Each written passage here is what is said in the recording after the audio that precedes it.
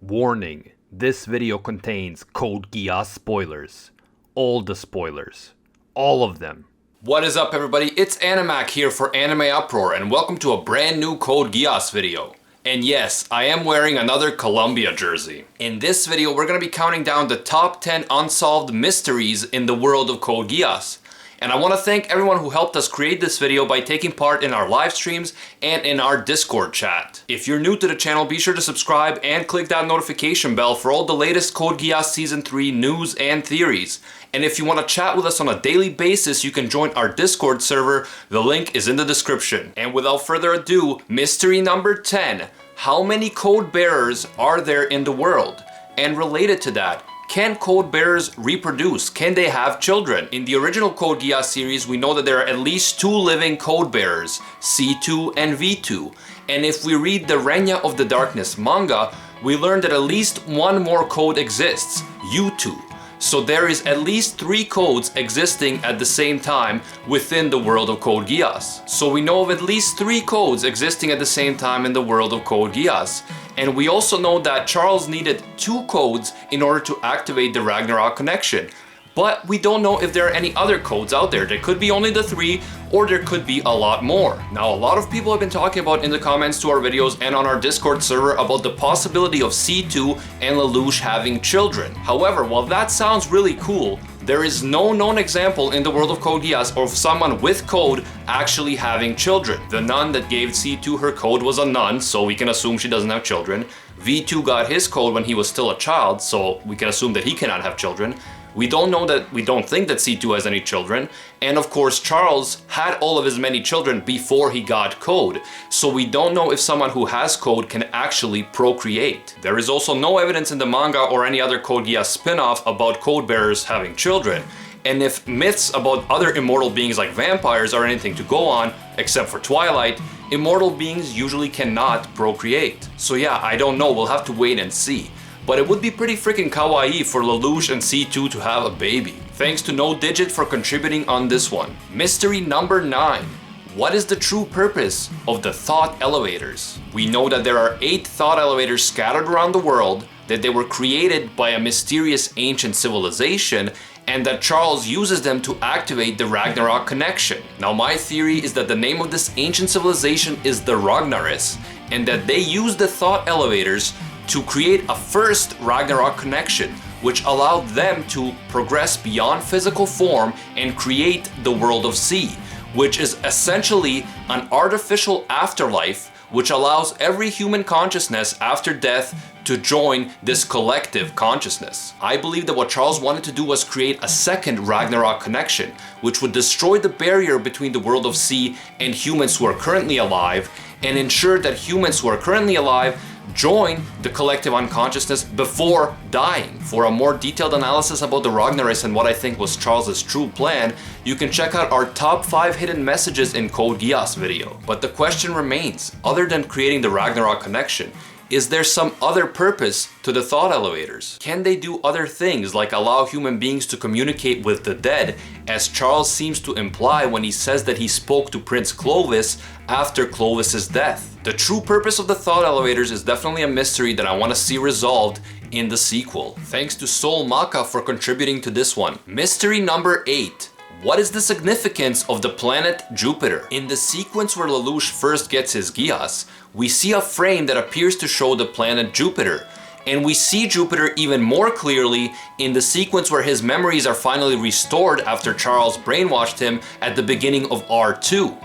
We also see Jupiter inside the world of C, where it is supposed to represent the collective unconscious or God. But why Jupiter? Why not a different planet or a fictional planet? Why an exact copy of Jupiter? At this point we really can't be sure, but we can turn to astrology and Roman mythology for some answers. If we look at astrology.com, Jupiter is defined as the thinking person's planet.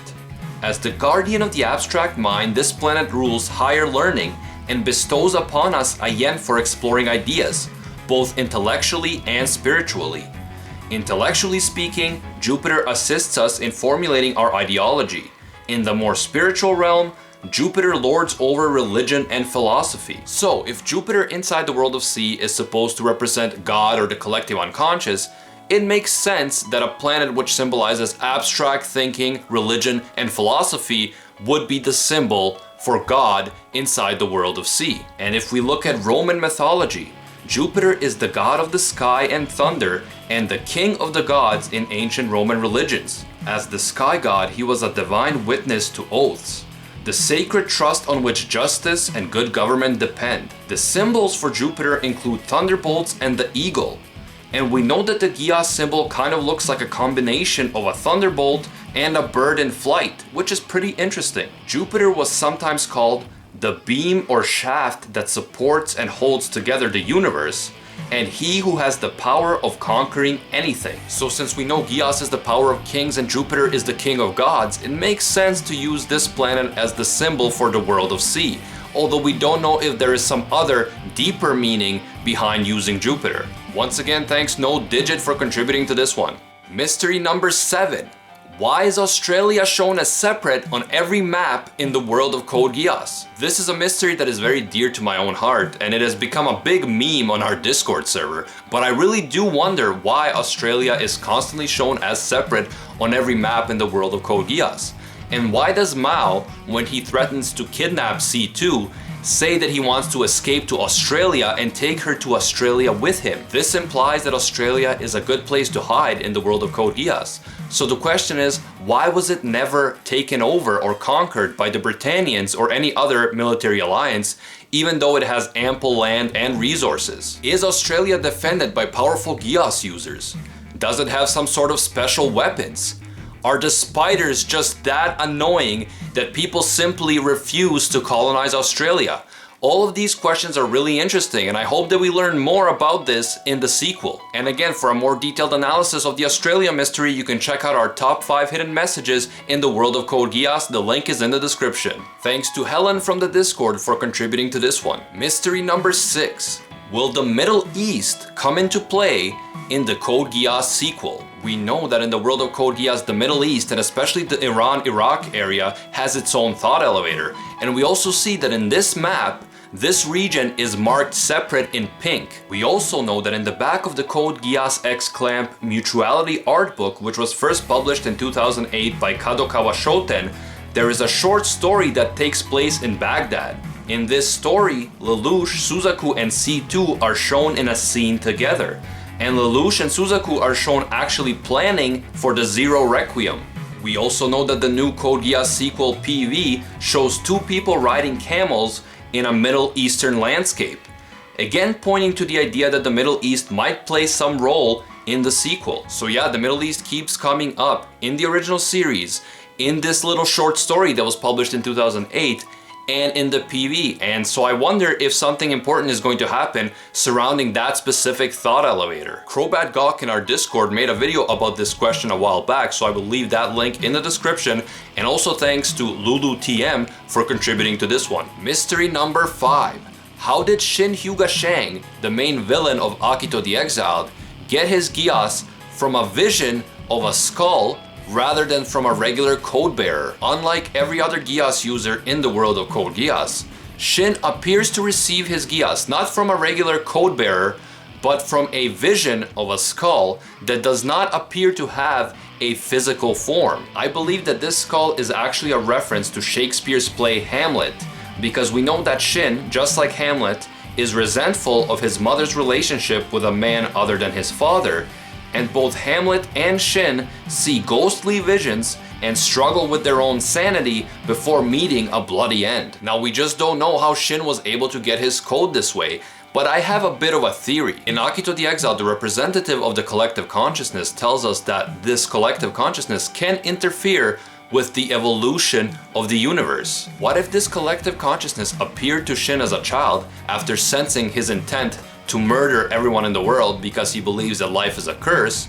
And what if they chose to give him this Geass power because they wanted to exterminate the human race? In the last episode of Akito the Exiled, the representation of the collective consciousness appears to Layla, and she actually tells Layla that she believes that humans should not possess Geass, and that Geass should be taken away from them even at the cost of humans going extinct. However, in episode 3 of Akito the Exile, this same being appears to General Smilas and tells him that she wants him to kill Shin Hyuga Shang. So, if it was this collective consciousness, this non-physical being that gave Shin his power in the first place in the form of a vision, why would they then change their mind and decide to kill him? I believe that either there are multiple factions within the collective consciousness, so one faction might want to destroy humanity while another doesn't, or the collective consciousness might have changed its mind after giving Shin his Geass. We know that the representation of the collective consciousness tells Layla that her power is unique, and that Layla might actually change the collective consciousness's mind about humans being worthy of possessing Geass. So perhaps genuinely good people like Layla actually changed the collective consciousness's mind, and after giving Shin his power, they decided to take it away from him and to kill him so that humanity does not go extinct. However, the question then is, why would this powerful collective consciousness not just destroy Shin on its own? Why would it ask General Smilas to do it for them? And the answer to this might be that having Geass power, or code, may actually protect you or make you immune from the collective consciousness. Perhaps Shin, after receiving Geass, could no longer be harmed by the collective consciousness, so they needed someone else, an actual human, to kill him in their place. This is all still a mystery, of course, and we can't know for sure, but I think that it will be interesting if the collective consciousness plays a part in the sequel, if we learn that someone with code or Geass is actually immune to them and able to fight against them despite their great immense power. A skull with a Geass on its forehead also appears in a drawing for the Renya of the Darkness manga, but even in this manga we don't get any real answers. So what do you think? How does Shin get his power? What is this vision of a skull? Let me know in the comments, I'd love to hear your theories. Mystery number 4. What is Layla's blue Geass and how does it actually work? I recently made a detailed video about blue Geass. If you want to check that out, the link is in the description, but I will give a brief summary right here. I believe that Layla's Geass is blue because her ultimate wish is selfless. All she wants is to protect those she loves, and she doesn't have any ambitions of power, destroying or manipulating others in any way. I also believe that her power actually allows her to connect the minds of those she loves, which creates a mini collective consciousness, and then this allows her to alter physical reality as is established in the final episode of Akito the Exiled. I believe that this is also why the representation of the collective consciousness singles Layla out as unique, because Layla's Geass power is to create a mini collective consciousness with great power. I want to thank Marvin Fornito for actually helping me develop this theory further in the comments to our blue Geass video. Thanks, bro. Mystery number 3. Can someone have both code and Geass, or different types of Geass, at the same time? There is a very interesting theory out there that Lelouch in the sequel will have both code and Geass, because he receives his code from Charles, but he received his Geass from C2, and because C2 is still alive, that means that his contract is still valid. But if this is the case, if he possesses both, then how would this work? Will Lelouch's Geass work differently if this is the case? And will it look differently? There are a lot of rumors going around about Lelouch having green Geass and blue Geass in the new Code Geass sequel PV. And we can't know for sure because we don't have the full PV yet. However, I think this is an interesting mystery, and I'm also wondering if having both code and Geass, or different types of Geass, or what have you, will actually change Lelouch's personality. Will he become someone different now? Because we know that when C2 loses her memories, she actually acts completely differently than the C2 we know after she gets code. This is definitely a mystery that I want to see resolved in the sequel. And my thanks to Quanix Section and Ambu Itachi for helping out on this one. Mystery number 2. What is C2's real name? Now this is one of the most frustrating Code Geass mysteries for me personally, because I really want to know C2's real name. Whenever C2's real name is mentioned in Code Geass, the sound is taken out and replaced by a drop of water. So there is no real way for us to know what her name is. We have to wait until season 3 and hopefully find out. However, an interesting theory was brought up in our last Code Geass livestream by Beta Reader, who suggested that C2's name could be Brennan. Now Brennan is an Irish female name, and we know that Geass mythology comes from Ireland. The place where she lives in her childhood could be Ireland, judging by the architecture. Now this given name Brennan is considered to be mainly Irish or Gaelic, and the meaning is derived from the Irish brawn, meaning moisture or drop. This is a really interesting theory for me personally because it could explain the whole water drop thing in the original show. And we know that Geass comes from the Irish mythology of geese, which is a specific obligation or prohibition similar to being under a vow or a spell. Often it is women who place Geass upon men, and in some cases the woman turns out to be a goddess or an immortal witch. Not to mention that C2's hair color is green, which is the national color of Ireland. So yeah, I really like this theory, I find it interesting. Do you guys think that C2 could be Irish and that her name could be Brennan? Personally, she looks more like a Catherine or something like that to me, but I still really like Beta Reader's theory. If you have any theories of your own on what C2's real name is, share them in the comments because I'd love to hear from you. And remember, in the Renya of the Darkness manga, we learned that a person named Shiori gains the code V2.